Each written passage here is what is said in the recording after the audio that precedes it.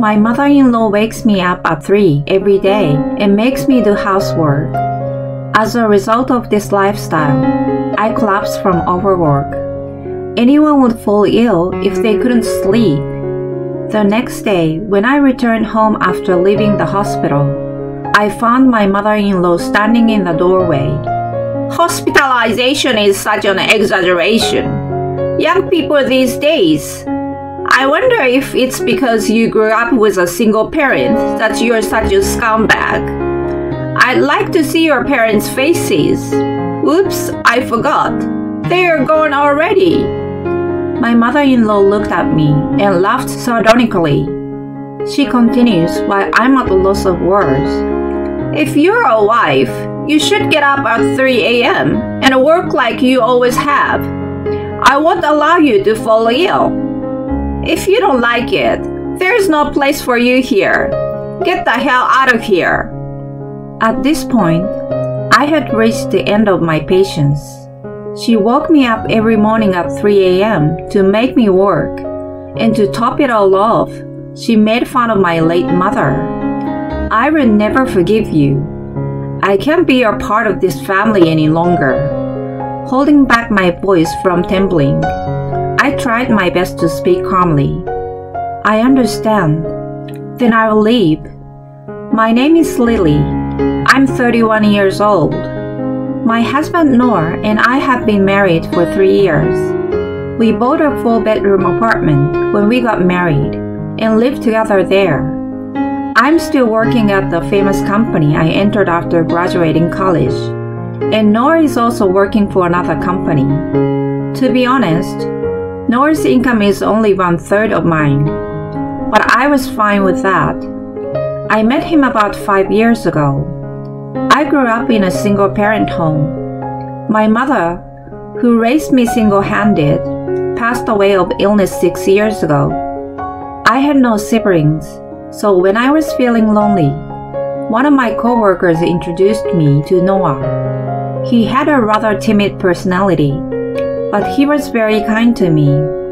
We had a pretty steady relationship, and I was truly happy when he proposed to me 3 years ago. Maybe it was the joy of finally having a family of my own. When I went to Noah's parents' house to greet his family for the first time, my parents-in-law welcomed me kindly. I had the first impression of a dignified father-in-law and a modest and gentle mother-in-law. They smiled at me and told me that they were very happy to see me. My mother-in-law welcomed me saying, "Lily, from now on, I want you to think of me as your real mother." "Yes, thank you. These people will be my family. I'm glad that they are kind people. I must take good care of them." I felt completely at ease and decided to marry Noah. For Christmas, right after we got married, Noah took me home with him. I was chatting with my father-in-law at the table when my mother-in-law spoke to me. "Lily, may I have a word?" "Yes, what is it?" I was led into the next room, where my mother-in-law started staring at me. "Why are you wearing your skirt today?" "What?" It was true that I was wearing a below-the-knee skirt that day. It wasn't flashy or anything, just my usual attire. I wondered what was wrong. I asked my mother-in-law, and she scornfully snorted. "It's Christmas, you know. As a wife, you will have to move around a lot, won't you? You can't move around in a skirt. And it's not appropriate for a wife to start chatting happily at the table as soon as she arrives." "But Noor's father told me to." "No more excuses. Change your clothes and come to the kitchen." "Yes, ma'am. I'm sorry." That's why young people these days, you have to discipline them strictly. I left my mother-in-law, who was still mumbling, to change my clothes. I was in a cold sweat, and my heart was beating fast all the while. After that, I was made to cook in the kitchen, while my mother-in-law scolded me endlessly.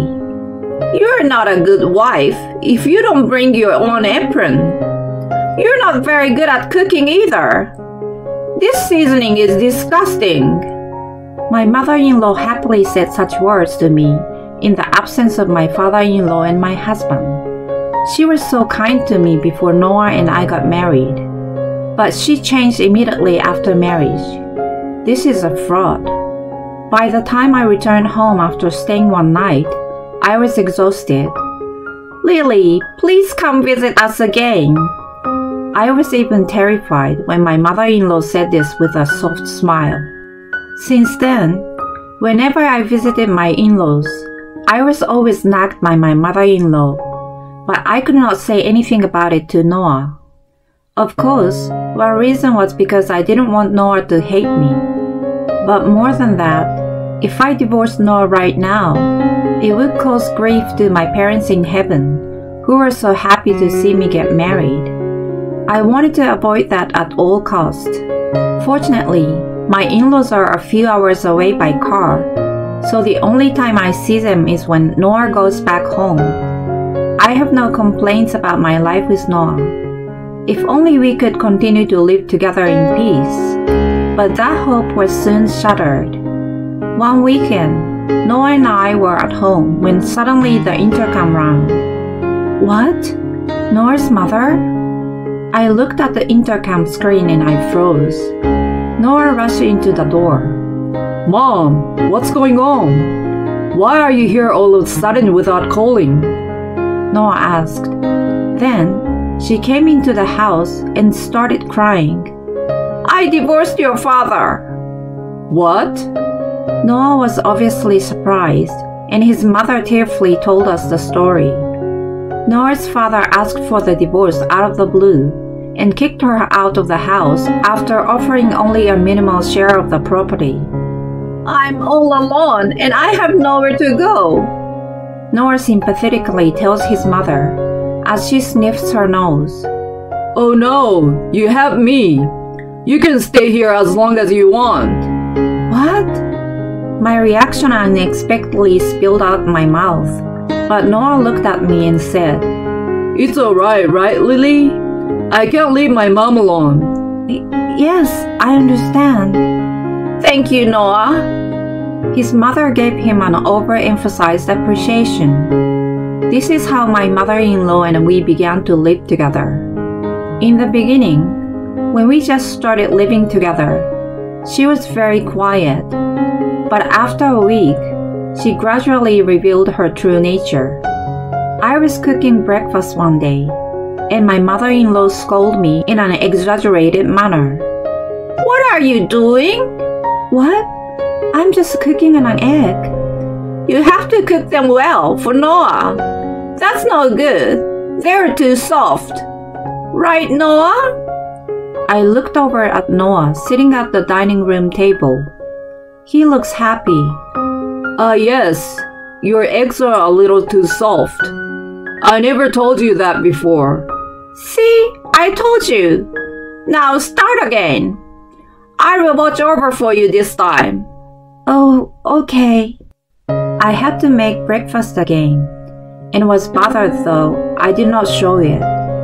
After that, my mother-in-law started to nag me about my housework. Since I was also working, I always did my chores quickly. But my mother-in-law, of course, was not satisfied with that. Lily, how come you don't wipe the floor every day? Well, we do have a cleaning robot, so...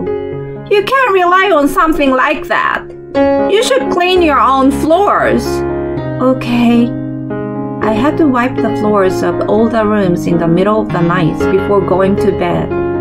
All the while, my mother-in-law was just standing there, watching me with her arms crossed. It was past 1 a.m. when I finished cleaning. Starting tomorrow, you will wipe the floor in all the rooms every day, right? Yes, I will. And so, my list of household chores grew and grew. My mother-in-law was home every day. But if you ask me if she does something for me, not at all. She doesn't even hang a single piece of laundry. And that's not all. Since I started living with my mother-in-law, Noah, who used to help me with the housework, stopped doing anything. Whenever Noah tries to help with the housework, his mother would stop him. Noah, you are tired from working every day, aren't you? You don't have to do that. But it's the wife's job to take care of the house, so Noah, you take it easy. Yeah, I guess that's right. Lily can do it for me. Of course she can. Lily is not a perfect wife, so I'll make sure she knows what she's doing. Oh, thanks, Mom. I was stunned to hear that conversation. I'm also working every day. I didn't know Noah was such a person. Yes, Noah was a mama's boy and was easily persuaded by her. Even so, I once appealed to Noah. Noah, I have a hard time when your mother interferes with my housework. What? Did Mom say something wrong? She's forcing me to do things her way, and I can't do all those chores by myself. Lily, are you talking bad about my mother? It's not like that, but... Just do as Mom says, and everything will be fine. You mean you can't do it all because you are slow, right? What? Take a cue from my mom. I want you to be able to do the housework well and become a good wife. Noah, who was so cooperative in the housework and so kind to me. I wondered where he had gone. I could only stare at Noah's back as he went to bed in disbelief. After that, I continued to cook 3 meals a day for the 3 of us. I was busy with cleaning up, sweeping up, and doing laundry too. The dishwasher and cleaning robot were banned, so I was forced to do everything with my hands. Then, there was wiping the floor, ironing, and shoe shining for Noah added to the list. It was almost 2 a.m. when I went to bed every night. This was affecting my work as well. It became hard to get up in the morning. I had trouble concentrating and had headaches. It was hard to get work done, and I make more mistakes.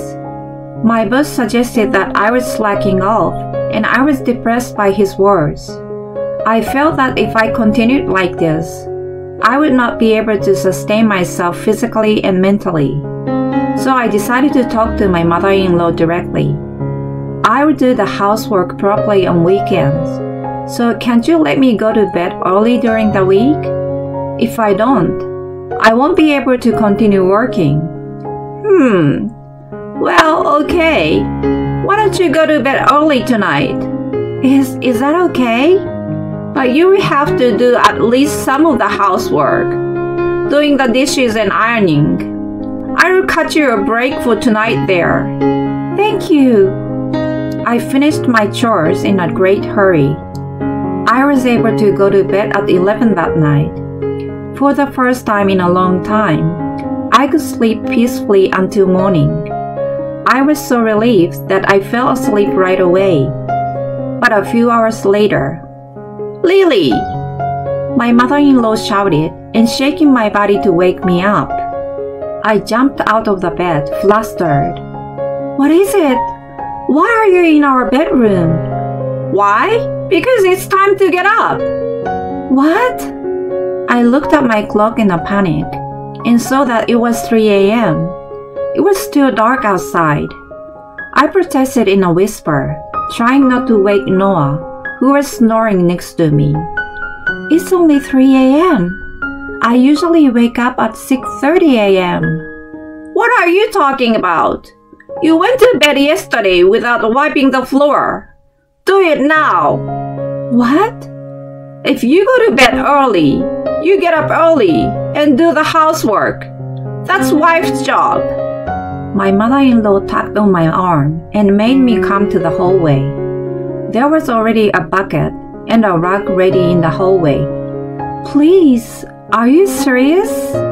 Of course I am. Come on. You'll be late if you don't do it quickly. When you're done wiping the floor, the next thing to do is Noah's shoe and the toilet. Okay. I'm going to sleep again, so make sure you get it done. And don't cut corners when making breakfast. Make sure it's ready as always. Yes, ma'am. I crawled on my knees and wiped the floor. My head was foggy and my body felt very heavy. Still, I had no choice but to mindlessly do the housework like a robot. I finished the floor, and from there I went on to do Noah's shoes and the toilet. Then I made breakfast. Noah and his mother woke up at 7 o'clock. They began to eat breakfast gracefully. Oh, breakfast today comes with dessert. I feel something was missing every morning. As Noah ate his breakfast happily, his mother said to him, Lily couldn't wake up by herself, so I had to wake her. Really? Come on, Lily. You should have woken up by yourself. It was like our conversation from somewhere far away.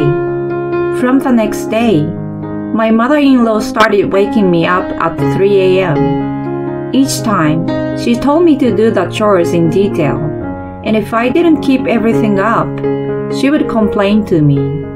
I slept less than 4 hours a night, and I had chronic headaches and nausea.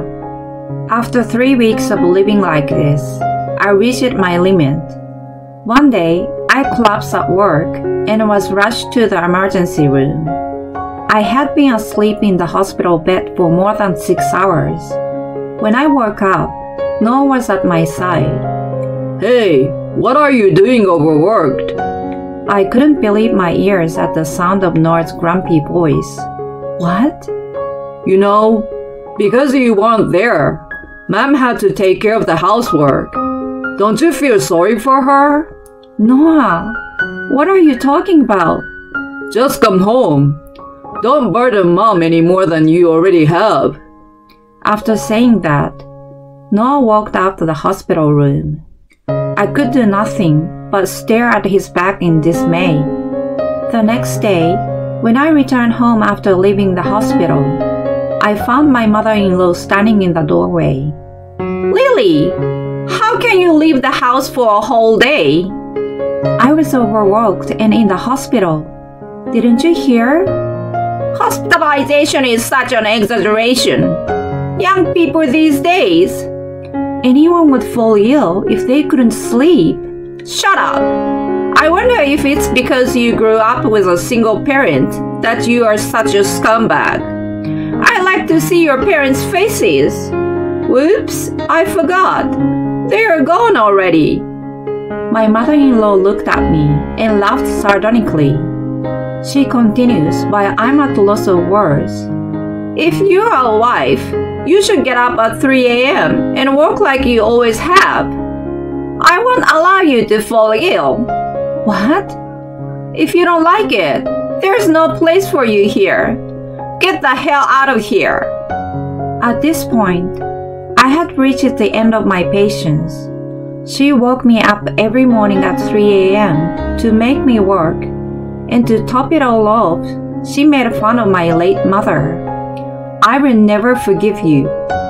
I can't be a part of this family any longer. Holding back my voice from trembling, I tried my best to speak calmly. I understand. Then I will leave. What? I walked past my mother-in-law with her eyes widened and gathered up my belongings. I didn't listen to what my mother-in-law was saying and left. A month later, I walked out of the office after work to see Noah and his mother with their faces red. They were screaming about something, so I had no choice but to go into a nearby cafe to listen to what they had to say. Lily, what the hell is this? Noah held up a signed divorce paper. What do you mean? As you can see, I want a divorce. Divorce? I thought you would come back after rethinking, but how can you say something so outrageous? To Noah, who was spitting on me as he gets closer, I say, Your mother said to me, if you can get up at 3 a.m. to do the housework, then you have to leave. So that's what I did. Why don't you just do what we tell you? My mother-in-law intervened, but I ignored her. Noah, just get a divorce. I will not agree to that. What is that? Because you're in need of money, right? Noah stiffened at my words. What? Money? What is she talking about, Noah? By her reaction, my mother-in-law did not know what we were talking about. I told her to make everything clear. Oh, I see you didn't know that Noah's annual income is only 1/3 of mine. Huh? I continued to my astonished mother-in-law. With Noah's income, he would not be able to support you or even pay the mortgage on the house. That's why he refuses a divorce. That can't be. My mother-in-law looked at me and Noah alternately. Noah pleaded me with a very pale face. Please, Lily, come back. Do you remember what you said when I collapsed? You never worried about me, and you always took your mother's side. How can I be married to someone like that? Well, I will never forgive your mother for what she did to me, nor forgive you for just watching that silently. Not to mention the division of property, but I'm going to demand compensation for my mental anguish, so be prepared. Huh? How am I supposed to pay for that? Then I will do whatever it takes, even go to court. From now on, please contact me through my lawyer. I held out my lawyer's business card to Noah. He stared at it, sweating like a pig. Then, my mother-in-law suddenly clung to my arm. Wait a minute! How are we going to live? Lily, please help us! I shook off her hands vigorously. I don't care. You sowed the seeds, so do something about it yourself. With that, I left the coffee shop, leaving the two of them pale-faced. Afterwards, Noah cried to me, telling me that he can't pay the alimony. We agreed to sell the house and to give me that money plus all of his savings. We finally got divorced. Noah and his mother ended up in a shabby apartment. My mother-in-law gave up on Noah and tried to get her ex-husband to help them, but she was kicked out. I was later told that Noah's mother did very little housework at home.